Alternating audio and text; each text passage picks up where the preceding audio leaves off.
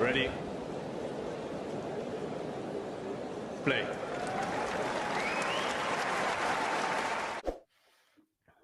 Okay, match point number 3. Coco Gauff to serve. Down the tee. No, I thought it was an ace for a second, but no. Second serve.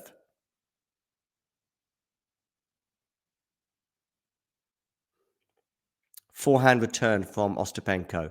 Forehand Ostapenko. Not bad from her, pushing Coco on the defense, but Coco's been really good on the defense today, to be fair. She's just defended long enough and then basically waited for an Ostapenko error.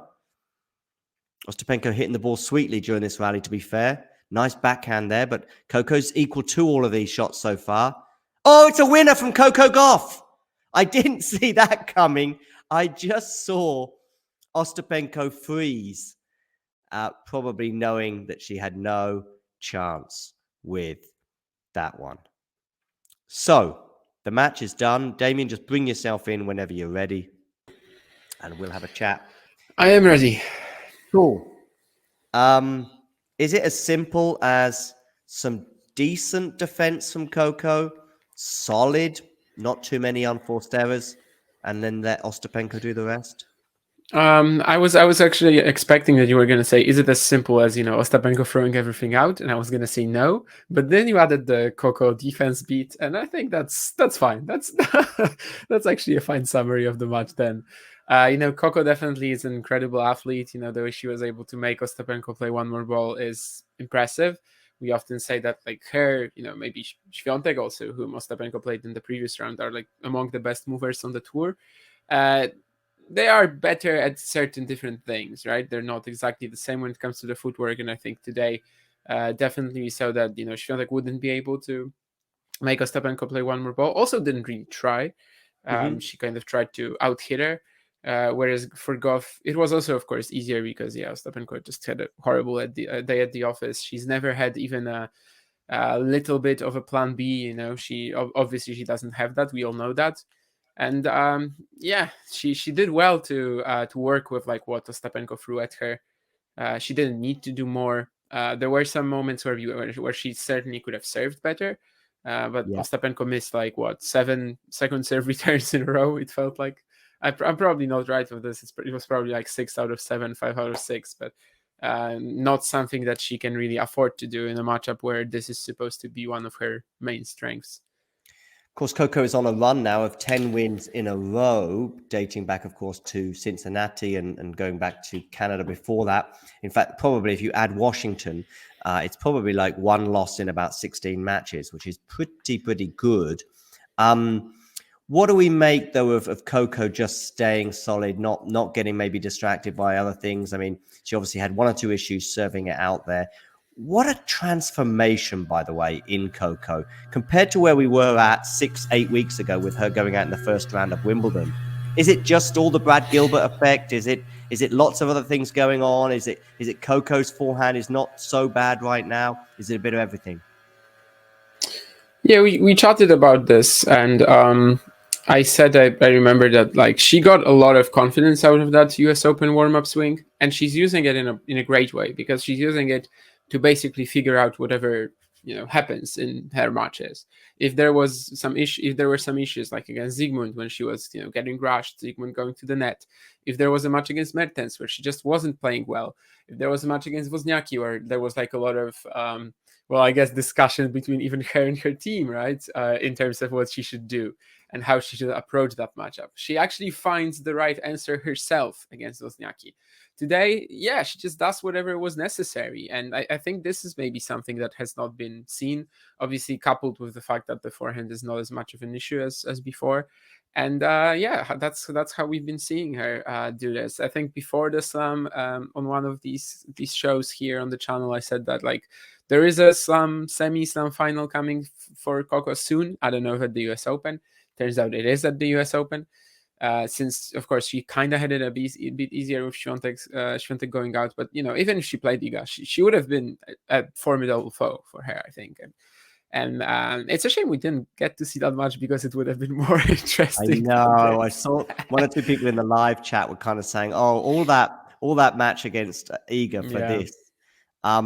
But that is kind of the deal with Ostapenko in a way. You know, you take the glory, you love the big hitting and the shots that she makes, but you also know there's also a chance in the next round she's going to go out 0-2.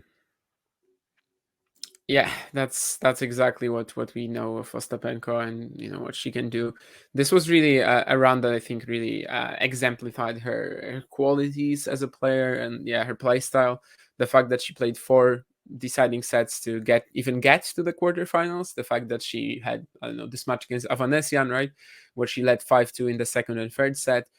She ended up, of course, winning that, but it was like a huge thriller. The fact that she beat the world number 1, the fact that she was incredible in that third set, for example, and like just completely overwhelmed Świątek, and then goes out and loses a match where, she just comes out, has no rhythm, horrible day at the office. She's unable to finish off points also because of how well Gauff is defending.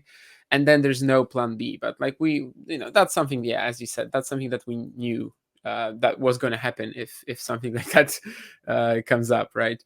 If she had like maybe even some semblance of a B game, she perhaps could have done something here, but she doesn't, and that's kind of the magic of Ostapenko as well. That's simply the characteristics, the traits of her playing style. That's what we, I guess, love or hate her for. Yeah. She's already won a slam, obviously, so she is doing something right, and obviously she's been a top player for years, even if not a top player per se, as in top 10 ranking for years.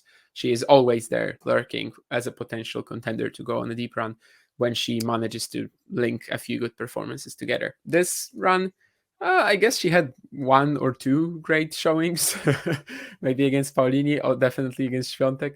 Then she won a couple of tougher matches, and today was just a big disappointment, but not for Coco Gauff, obviously.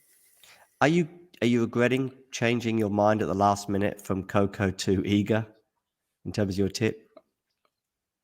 Do you remember you said to me, didn't you? You said just on the eve of the tournament, I think you were going Coco, and then last minute in a bracket or somewhere else, you said but that was like when we were talking with someone else and we were picking our favorites. I basically said that there are 3 for me: Sabalenka, Gauff, and Świątek, and you can basically choose whichever. So that's how I felt. I basically did not have an edge for either player. Maybe for Gauff it was a little tougher because she potentially had to play both Świątek and Sabalenka. Obviously, Iga in the same sort of situation, but you would assume that for her it's not that much of an issue. Whereas for Gauff, you would assume it might be a bigger problem. But like for me, these were all basically interchangeable. Rybakina, I remember saying that like because of her health was not really a main favorite for me. It turned out that wasn't the health that eventually got her. And I did think, of course, Pegula was a little closer to these top 3 women, but all of them like basically interchangeable before the event for me. Right now, you kind of have to think of them as the 2 main favorites. I mean, Gauff and Sabalenka, of course, the ones that are still in the event. Yeah, I wanted to ask you about that actually. I mean, so going into the semi-final, whoever Coco happens to face, but I would imagine Mulkova will be a bit of a bigger challenge than Kostaya. But whoever Coco faces, she's the favorite to reach the final now. Obviously, yeah. It's not going to be a huge edge against Muchova. It's also an exciting matchup that I think we recently got, right, in the Cincinnati final. And just with the sort of ability that Gauff has recently been presenting to us, like of figuring things out, problem solving, you kind of have to trust her a bit more than Muchova. But Muchova has so many tools at her disposal that it would be a fascinating match anyway. Sorana Kirsta making the semis, playing Coco Gauff. Why not? I mean, she is definitely an underrated force. Maybe this time it turns into like an even bigger run. This is her second Grand Slam quarterfinal after 14 years, right? Which is crazy to think about. Yeah, that is crazy. 14 years apart. I didn't even realize that until Roland Garros 2009 was her big breakthrough. Then she also had in 2013 she had this final in Canada, I think, at the WTA 1000. Basically, always just around that top 50 ranking, and then potentially straight up going for a deep run if the opportunity presents itself, and it did here. Indeed. All right, that's perfect, Damien. Our paths will be crossing again in a few hours from now. I think Shelton against Tiafoe is one we'll be seeing you again. But thanks for that little cameo, and speak to you soon. No worries. See ya. See ya. And for the rest of you, tennis world, thank you for stopping by, and you know the drill. If you enjoyed this video, make sure you hit that like button. Don't forget to subscribe and click that notification bell so you don't miss out on all things tennis.